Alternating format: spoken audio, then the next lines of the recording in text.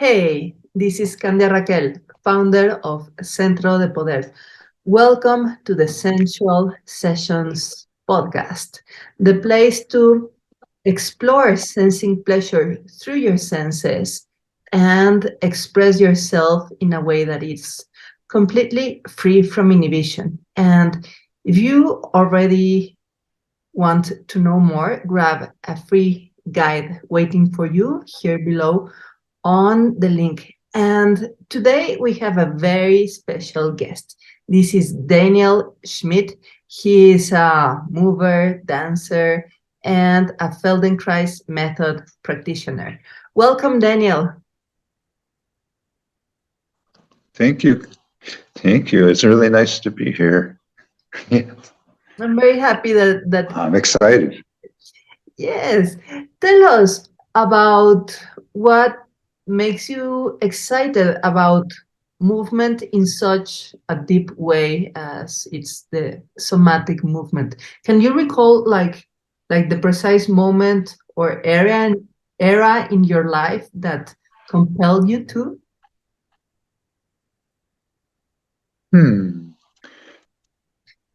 There are kind of stages, but bit by bit, it became clear to me that there's a truth in movement, that we can't lie to others, and actually we can't even lie to ourselves in our own movement. It's just there. It's real. It's there. It's real. And I find this very healing. Very Yeah. healing. Yeah. So interesting because yeah, like maybe we could lie to ourselves through words or ideas, but the body is like it's the ultimate reality, and when we move, we we give what we can in the moment to the moment in a way. Yeah. So there were stages. Can you remember like a specific moment of transformation that you were like in certain mode with your body, with your physical truth, and that changed through through the healing in movement? Hmm. Hmm. Let's see.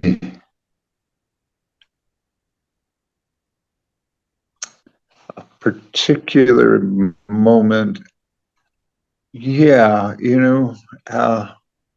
when I started doing contact improvisation, I felt like there was this incredible change in how I related to people.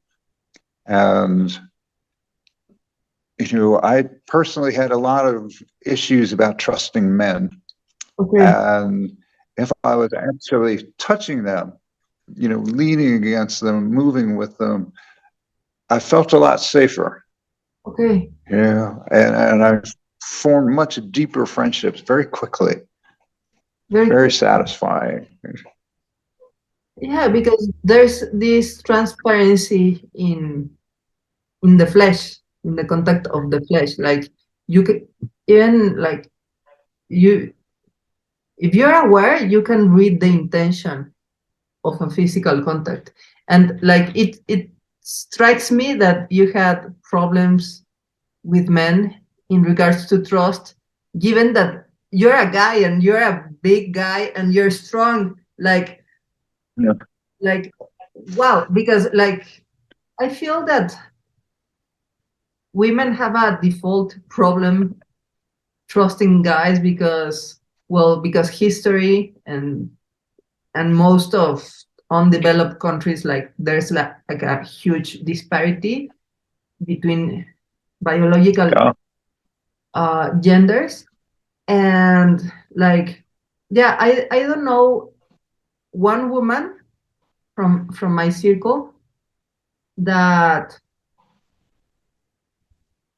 have not been alert from men walking around on the street, like yeah, like being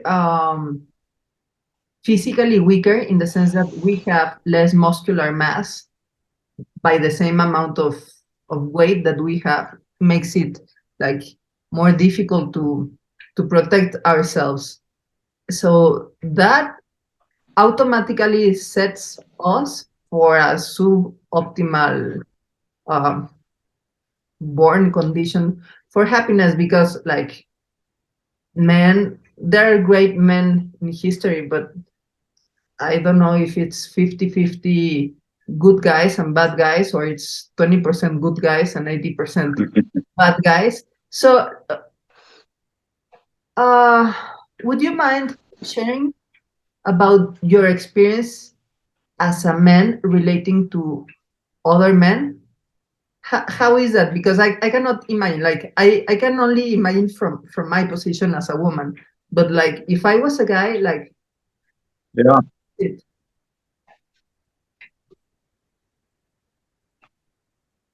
Yeah.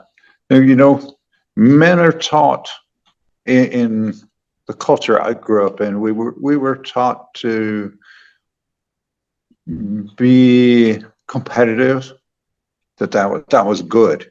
You're a yeah, strong competitor. You're going to just win. Which, if you think just a tiny step farther, that means somebody else loses. Yeah. yeah, That this is a good thing. That they conquer someone, to take away their freedom, or their joy, or their dignity, or something. And this is what we were supposed to be. And I never really wanted any part of that. It just made me sad. I am bigger and stronger than average person. Average, bigger and stronger than average, white Northern Euro male. yes, And still, like it was very uncomfortable. This constant undertone that we relate through violence. yes, Yeah. the And like, yeah, yeah, so I wanted something very different, but it just caused me to withdraw. You know, I didn't see an option, and then in that withdrawal, it caused other people to move in closer because they didn't perceive that I had a boundary. Yeah, and my boundaries just got closer and closer to me. I was very quiet and contained until it just got to a point where I simply, everything was allowable to the point where it was completely not allowable. And people would say, you're not much of a fighter, and I'd be like, no, I don't fight, I kill. yeah, And they're like, well, yeah, that's it was like this shock. And I was like, well, that isn't that what we're talking about? You were talking about harming people. I'm like, if you're not harming me sufficiently for me to get motivated, I have no answer for you. This whole conversation based on violence and domination was horrible. And that was, in the male to male interaction. What I saw, the male to female interaction, the way I was taught, that was much worse. oh, Much worse. yeah. Yeah, we were You were men were supposed to take the lead, meaning have all the ideas, say all the words, uh, and always carry all the weight of everything. And so it was not sharing, it wasn't respectful. And I don't see how anyone could feel safe with that, programmed unease. exactly, exactly. There's no way to feel safe with that kind of cultural education. And for me, it's very interesting, like the way that you formed and defended your opinion in the way that you could, in the way that for your physical complexion, it would be easy, like to get into the game and the ideology of, yeah, like I have a very good body, like to dominate and to compete and to win and to make the other lose. Like it would be very easy to default and correlate your predisposition of strength to fit and comply into that model, and you didn't. And it's interesting also what you mentioned about retreating and boundaries, because you retreated, and instead of the retreat being interpreted as a boundary, as a distancing, people tend, masculine abusive guys tend to interpret that retreat as an invitation. And no, like no means no. No doesn't mean yes. Like, and yeah, it gets to a Yeah. point where the boundary set is a radical one, and it happened to me that I say no, and then it's like the other person. With two guys I had the problem, both family members, that they scale on the abuse after I set a limit, like I think different, and then it was like I am not agreeing with what you say, like very diplomatically stated boundaries, and like, okay, I don't like this, please stop. Okay, now you have to stop. And with every boundary, they scale on the tone, on the aggression, as if it was a competition, and it was not a competition. And one of them didn't stop until I threatened him to sue him and put him in jail for harassment, that he radically stopped. Like really, you got to increase the intensity of the perpetration of the boundary until you got a hard stop, threatening your freedom.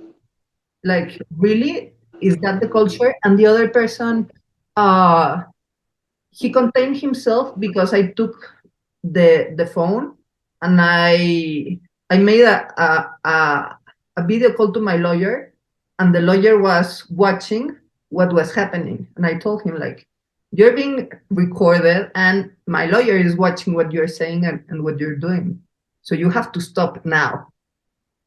But like you say, like, Yeah. don't fight, I Mm. kill.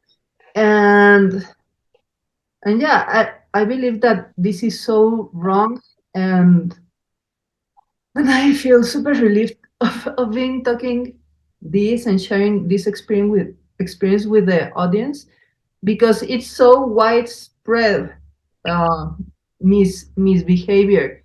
And we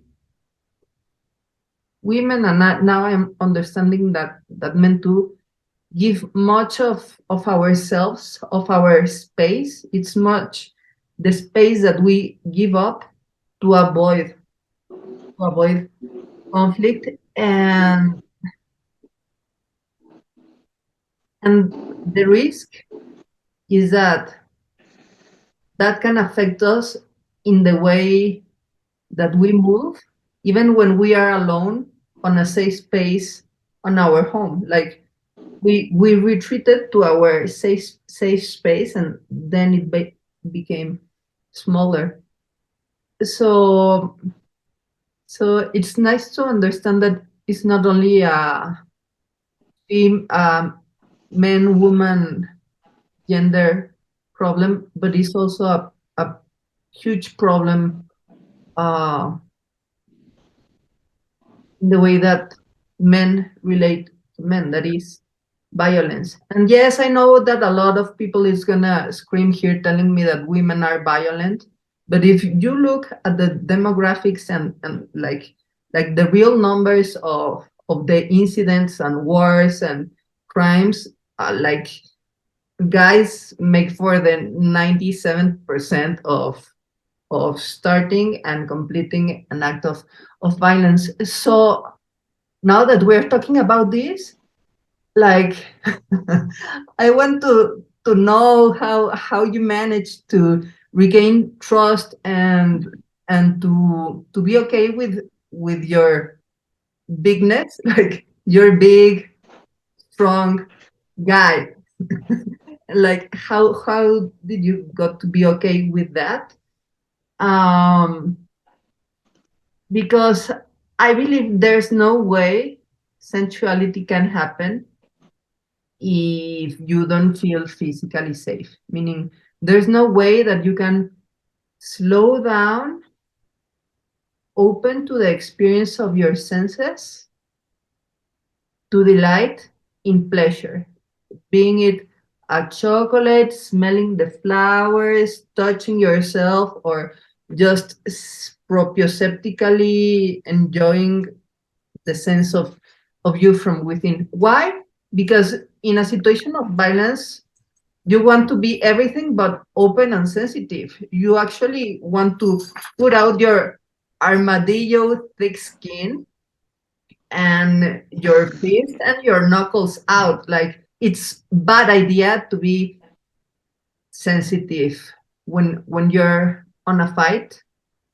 Nevertheless, there can Yeah. be a predatory, like, well, if you're a martial artist, maybe you can like turn into a panther, but but in general, I feel that uh,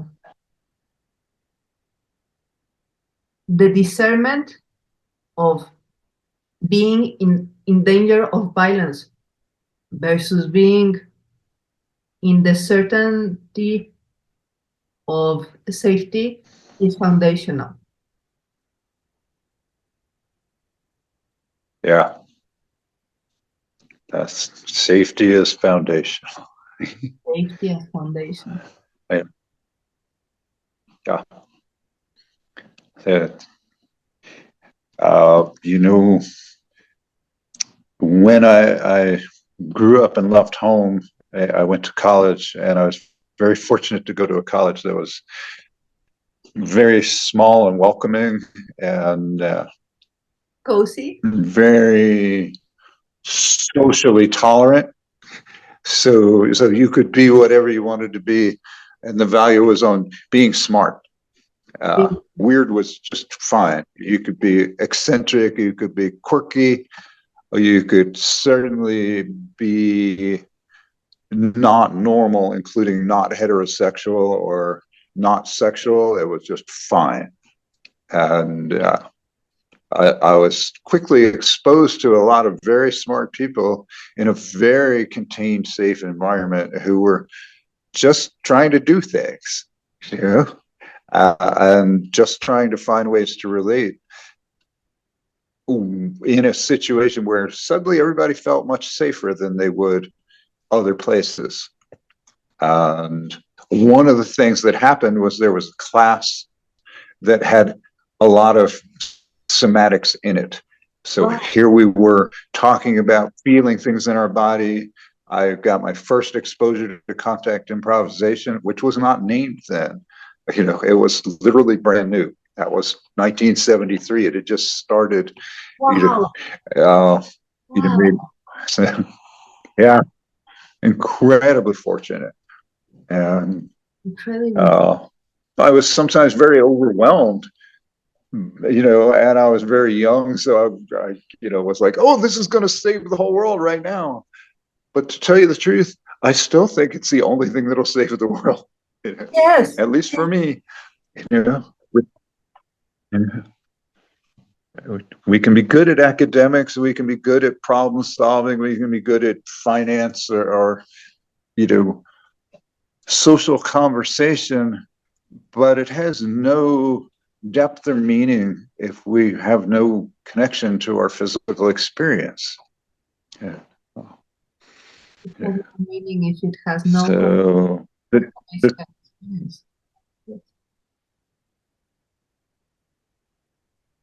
Nice. yeah, I got a chance to start on that, and it was beautiful and it was shocking. Yeah.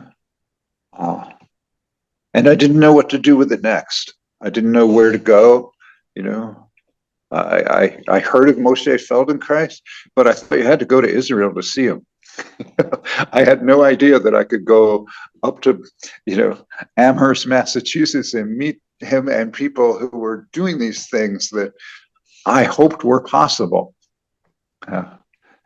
But, some of it is access to these things is class dependent, meaning you got to have money and you have to have information. And, before the internet, the information was hard to get. And for me, money wasn't there then. I was relatively poor, dropped out of college because I couldn't pay for it. And, And how? over time, I learned more things. Yeah. So, like, you got out of your beautifully contained and happy college. So, what Yeah. happened afterwards? Like, you dropped your contact improv movement, or you dive deeper? You forgot about everything. What happened? It all kind of, I went on hold. That I didn't do much for 17 years. And 17 years, like 10 plus 7 years. Yep. A lot, Yep. like twice fold your Yeah. age back then, almost. Wow. Yeah. And Yeah. how did you manage, like, to taste heaven and then go to everyday living without that for Yeah. years? Did you just forget about it, or you got engulfed? Not Yeah. exactly. I made my living doing construction work, and I liked that particularly because you could just leave a job and get a different job. That was very easy where I lived. There was a big amount of building going on. So I would work for a while, and then I would just hang out with my friends and play guitar and just be and read books and talk to interesting people. And then I would run out of money and I would go build some things again.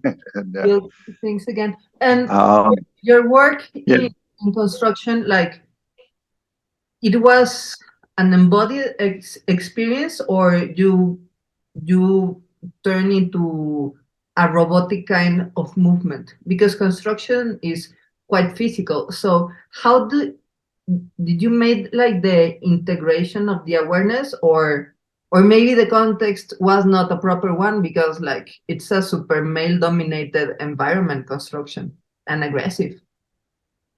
Yeah. It was mixed.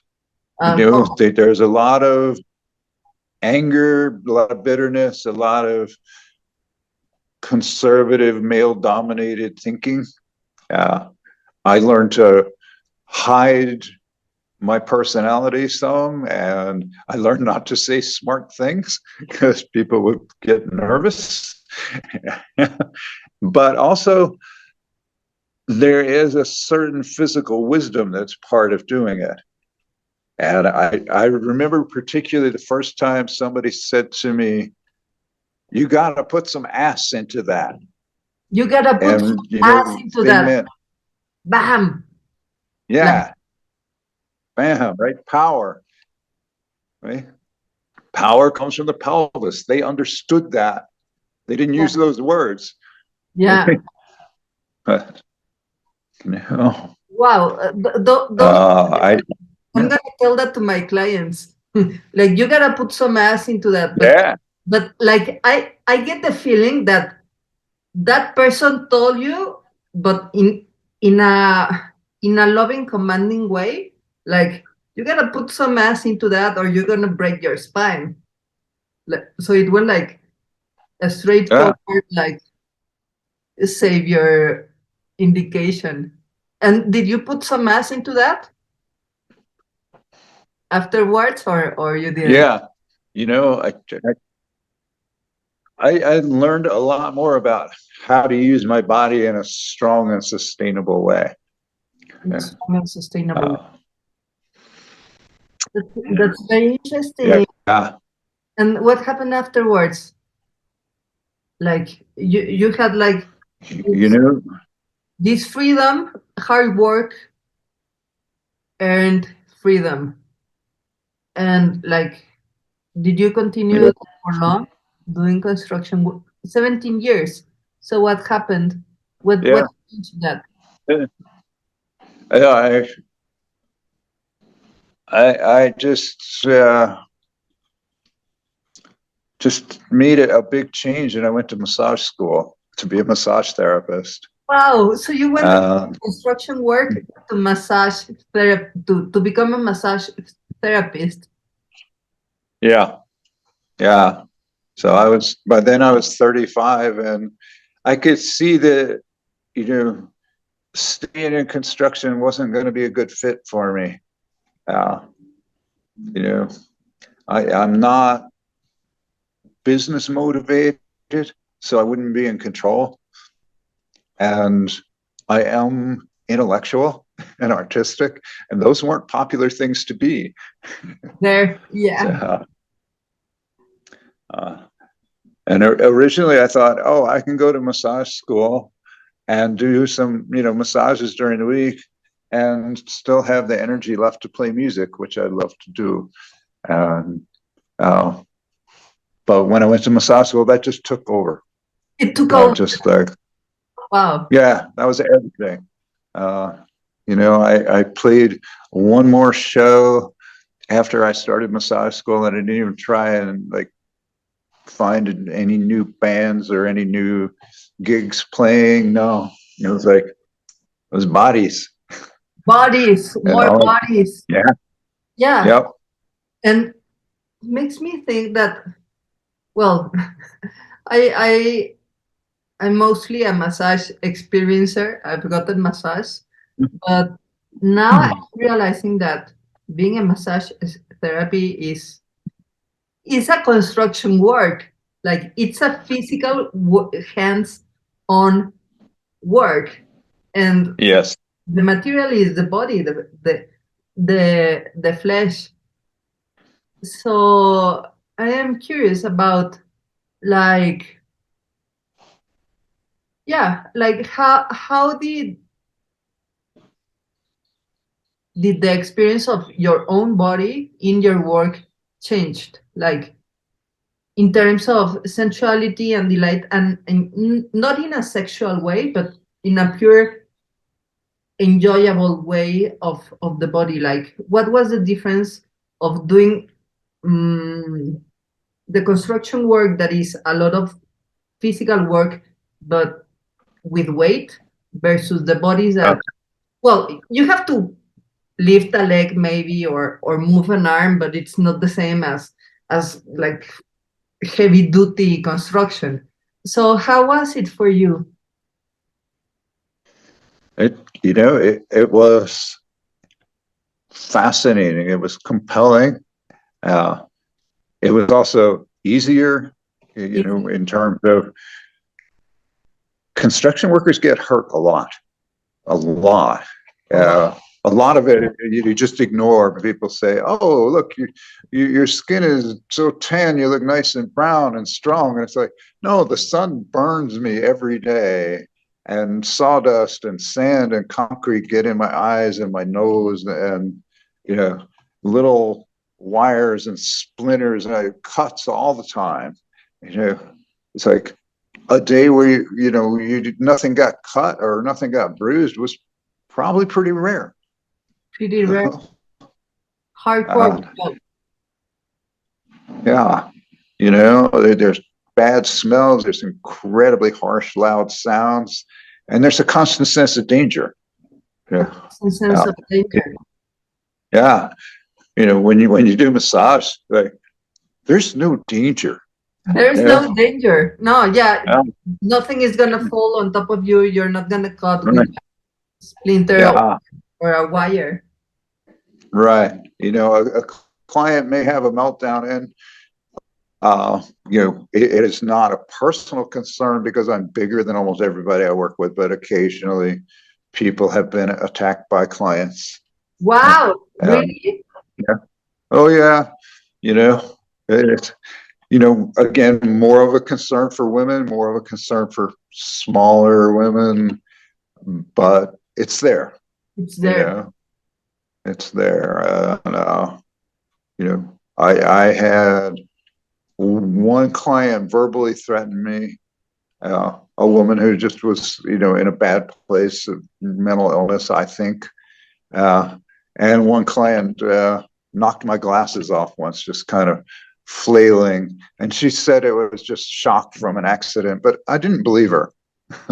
I really didn't. I believed that she was somehow frightened and lashing out and slightly aware I was there, you know. And I, got my head out of the way, but she managed to hit my glasses as I pulled back. And I was like, oh, okay, stay awake. People have sharp reactions when you touch places in their body where they store a lot of trauma. Yeah. So there are places in the body that store a lot of trauma. Bam, Yeah. bam, bam. And touching that place is like bringing forth the experience of the trauma in maybe a non-rational way, but on an experiential fleshly level. Yeah. Yeah. What are the most common trauma storage areas on the body? Yeah. So it's places that I particularly notice, are like the belly and the face, where we have a lot of nerves and a lot of vulnerability in terms of survival and protection. But trauma can be stored by the nervous system a lot of different ways, and sometimes it's very systemic. That something like a sudden movement, high speed, discontinuous movement is somehow a trigger for a person. And for somebody else, it might be a soft, continuous movement that has a lovely consecutive sequence, can be shockingly threatening to them. Wow. Wow. Wow. And, sometimes we can unpack these. Sometimes the narrative becomes clear. Like, if somebody was touched inappropriately when they were young, and it was, someone stroking their cheek, but, they felt a background of an intent that was traumatic, perhaps sexual, perhaps other controlling things, then a simple re-stimulation of that, a soft touch to their cheek, could bring up terror. And rage, because rage is a great way to defend ourselves when we're in terror.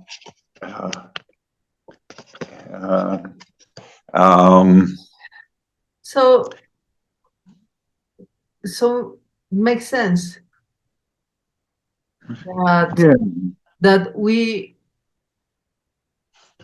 have very ingrained tactile memories in the body. So that makes me think that in regards to pleasure, there's no one formula fits all, because very soft, continuous touch could trigger terror in someone. Though for me, like, I could roll in pleasure with the chick super. I like it a lot. And also this continuous strong movement, it's super weird for me, but I'm okay. So it's as if everyone has a map of their own trauma and hardships, and in the same way, like, it's important that that each person discovers like their pleasure fingerprint, or like the way that it feels good to experience the body and to touch themselves and be touched. Yeah. Ah, and in regards to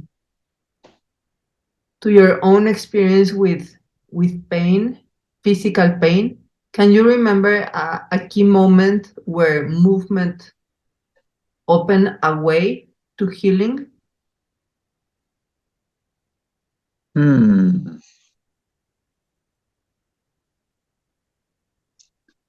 like a chronic pain or something? Yeah, there's so many. There's a big cloud in my thinking right now of all these various things that I did. And I'll just go back to the construction work because Yes. there's experiences, there's things in construction where you have to hold big things up and Yes. you get tired. And if you let them fall, you're going to get really hurt. You better not let, it's worse to let them Yeah, fall. and sometimes things aren't going well, and I'm holding up a big beam while somebody else is, put in bolts that hold it in place. And, I'm getting tired and shaking, and I start to realize, I can shift my body little tiny ways. And, look, if I just scoot my pelvis a couple millimeters to the left, that burning pain in my back eases up. Oh, oh, and that lasts for a while. And then maybe I have to make some other little shift. But there's a strange meditation to doing really heavy work like that. It becomes immediately clear, like, this tiny change. And that feels really incredibly relieving.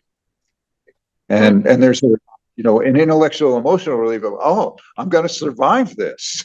Oh, super hardcore. Super. Yeah, there's sometimes it's like, if this goes wrong, if this beam, slips out of the pocket that it's supposed to fit in, we're going to get knocked off this ladder or knocked off this building. This is not a viable situation. It must work. Yeah. It And must. recognize that even in desperation, that we have these micro adjustments available to us. Yeah. Yeah. There's a special learning to that. Yeah. Yeah, like a different, finding different ways to go through the way of no return, because like you have, it's, you hold the beam or you hold the beam.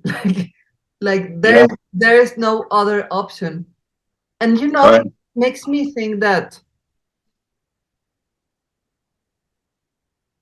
that true presence has this quality of survival, because we Mm. fortunately live in a culture that has a lot of options. Like you go to Starbucks and you get to choose like small, venti, tall, whatever, soy milk, coconut milk, normal milk, with no lactose, or full, or with water and with chocolate sprinkles, or with chia, or matcha tea, or whatever. So we have a lot of options and a lot of comfort that is basically good because it relates to safety and to be able to choose. But there's a lot of power in this, like, full presence of making no concessions because having no other choice. And in that absolute presence, you can find that you do have options, not to back up from the way, but to go through the way. And I like a lot that you found the answers through the flesh. And then you realize mentally, like, yeah, it's possible. Where it's possible to sustain the effort. Therefore, we all not falling from the building, because I made this micro millimeter adjustment. And I am not a mother yet, but I feel that women may relate to that during childbirth. Like Mm, when the time is due, there's no way the woman can say, no, I'm gonna stay another 3 months here pregnant. No, it's yeah, like you gotta get that kid is gonna has to come to the world like now.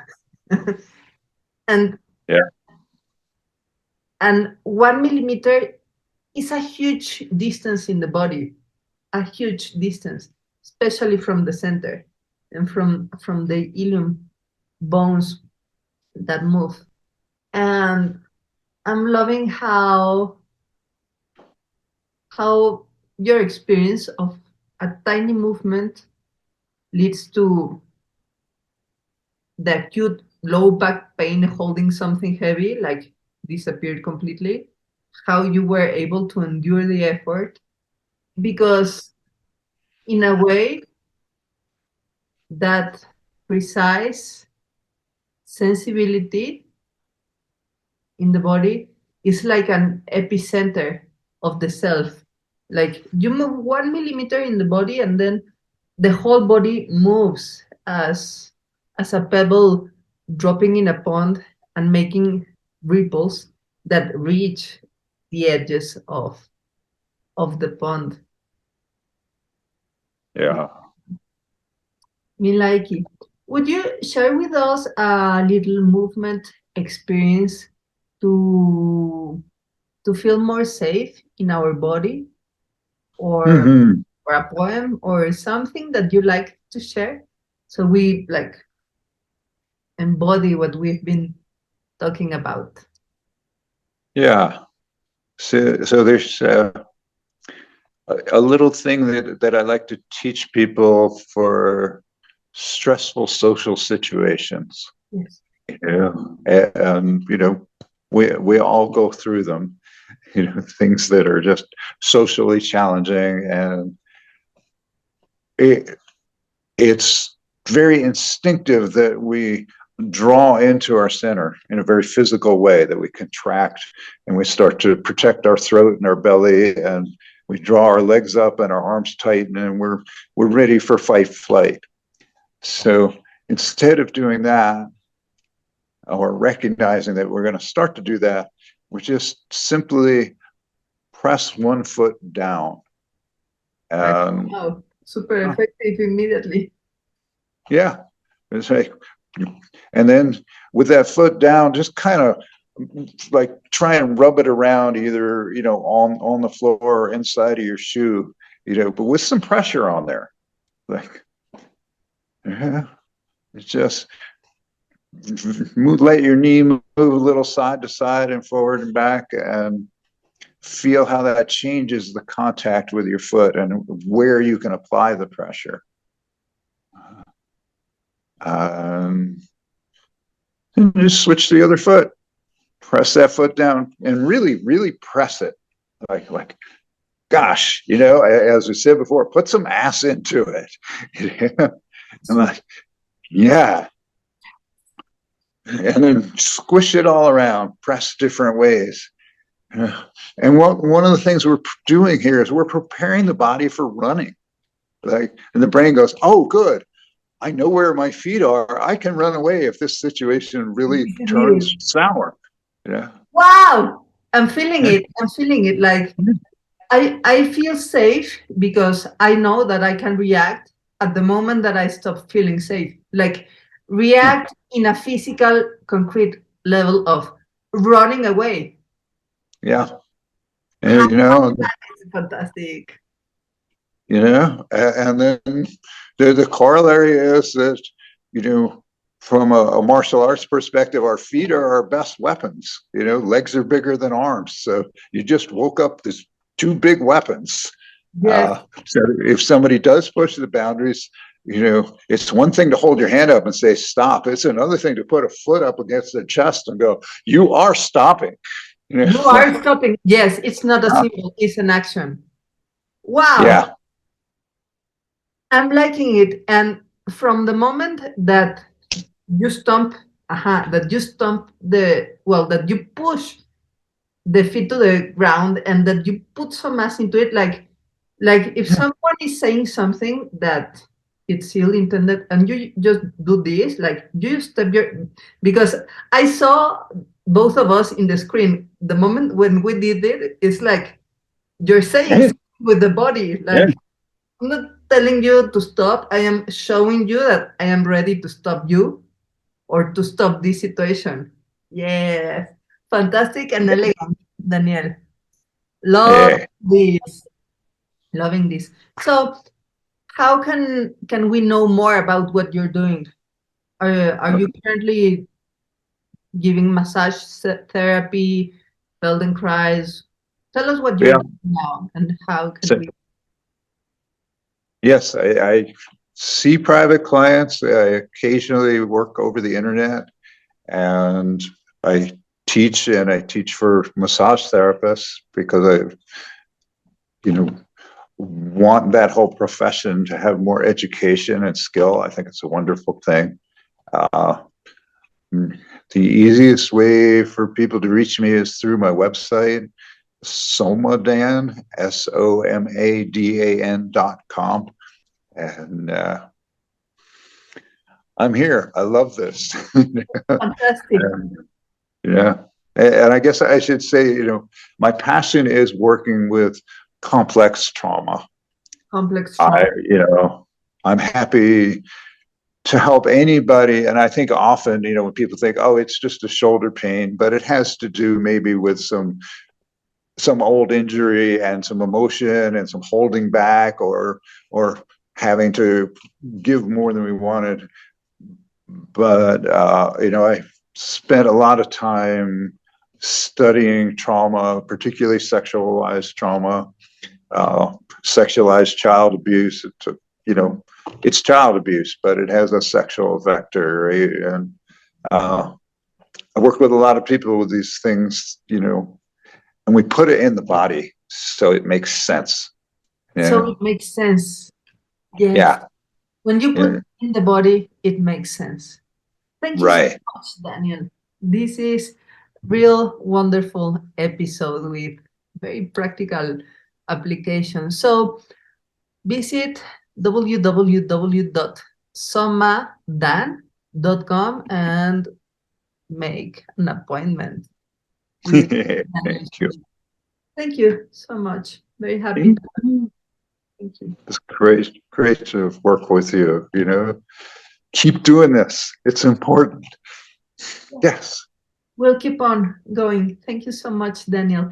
And thank you, sensualists, that you are watching and listening the Sensual Sessions podcast. So if you want to know more about how to become acquainted with your own sensitivity, grab the gift waiting for you on centraldepoder.com. Just enter your email, get yourself signed up, and you will also get weekly delivered these episodes to your inbox.